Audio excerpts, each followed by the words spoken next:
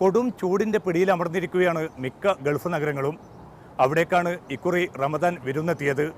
പ്രതികൂല കാലാവസ്ഥയിലും ആത്മീയ ചൈതന്യത്തിന് ഒട്ടും തന്നെ കുറവില്ല. നൂർ എന്ന കലാകാരനെ കാണുക. അദ്ദേഹം തൻ്റെ സ്വന്തം രചനകളിലൂടെയാണ് ഇത്തവണ റമദാനെ വരവേറ്റതും.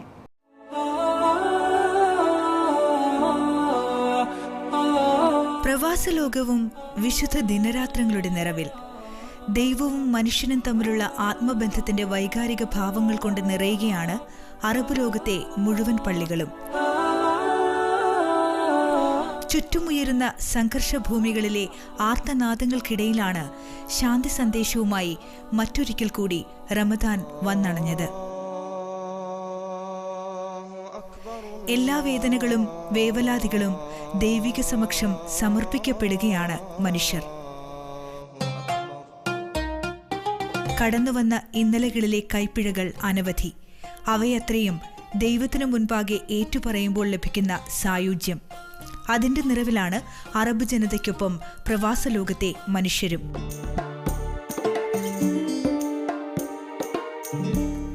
വ്രതത്തിന്റെ വിശുദ്ധയാമങ്ങളിൽ മനുഷ്യരും ദൈവവും തമ്മിലുള്ള അകലം വല്ലാതെ കുറയുകയാണ്.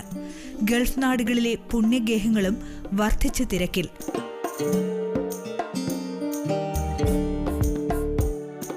പുറത്ത് കൂടുതൽ കത്തിയാളുന്നതാണ് പകൽ. 40-നും 50-നും ഇടയിലാണ് പല ഗൾഫ് രാജ്യങ്ങളിലെയും പൊള്ളുന്ന പകൽ താപം. ദീർഘിച്ച പകൽ ഏതാണ്ട് 14 മണിക്കൂറിനും മുകളിൽ. എന്നിട്ടും പക്ഷേ അതിന്റെ വേവലാതികളൊന്നും ആർക്കുമില്ല. പുറം ജോലി ചെയ്യുന്ന മനുഷ്യർ മുതൽ കുട്ടികൾ വരെ വ്രതവിശുദ്ധിയുടെ മഹിതയാമങ്ങളോട് ഹൃദയപൂർവ്വം ചേർന്നു നിൽക്കുന്നതിന്റെ ഹൃദ്യതയാണ് ഇവിടെ മുഴുവൻ. സാമൂഹികതയുടെ തരളിത ഭാവങ്ങളും റമദാൻ കാലം നമുക്കായി നൽകുന്നു. എണ്ണമറ്റ ഇഫ്താർ തമ്പുകൾ. ലേബർ ക്യാമ്പുകളിലെ തുച്ഛവരുമാനക്കാർക്ക് ഇഫ്താർ ഒരുക്കാൻ എണ്ണമറ്റ സന്നദ്ധ സംഘടനകൾ രംഗത്ത്. ജീവകാരുണ്യ രംഗത്തെ നിരവധി ചുവടുവെപ്പുകളിലൂടെയും റമദാന്റെ ഹൃദ്യത ഏറ്റുവാങ്ങുകയാണ് പ്രവാസലോകം.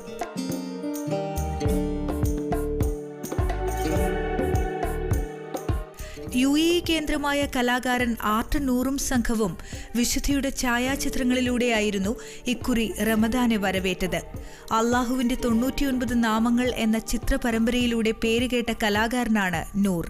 മൊണ്ട ഗാലറിയുമായി സഹകരിച്ചായിരുന്നു റമദാനെ വരവേൽക്കുന്ന ചിത്രപ്രദർശനം ഒരുക്കിയത്. നൂർ രൂപം നൽകിയ ഏറ്റവും പുതിയ ചിത്രങ്ങളായിരുന്നു പ്രദർശനത്തിൽ ഏറെയും.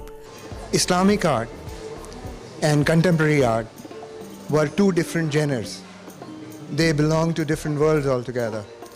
But with my work, I have tried to synthesize both the contemporariness and the Islamic essence. So my essence is Islamic, but the format and the style is contemporary. That is what is unique about what I do, and Alhamdulillah, by the grace of God, it's been very successful, and it has been doing a wonderful job of carrying the message of Islam to very unlikely places and unlikely people.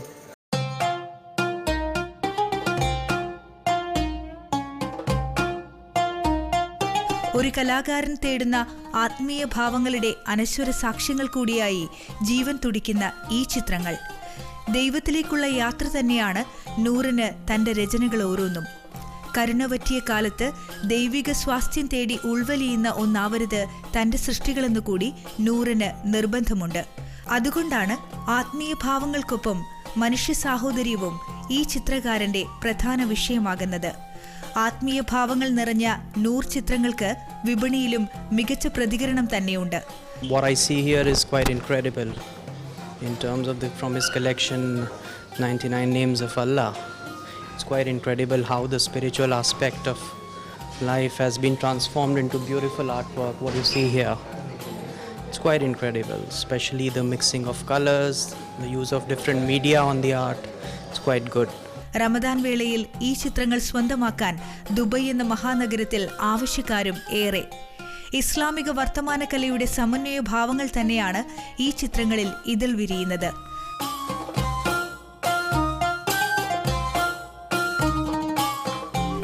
Darwish നൃത്തധാരയോട് ചേർന്നു നിൽക്കുന്ന തനൂറ നൃത്താവതരണവും നൂർ ചിത്രപ്രദർശന ഭാഗമായി നടന്നു.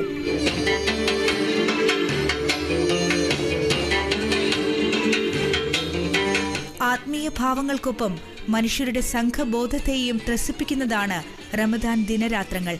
അത് Arab ലോകത്തിന് മാത്രമല്ല, പ്രവാസികൾക്കും സമ്മാനിക്കുന്നതാവട്ടെ നിറഞ്ഞ പ്രതീക്ഷകൾ.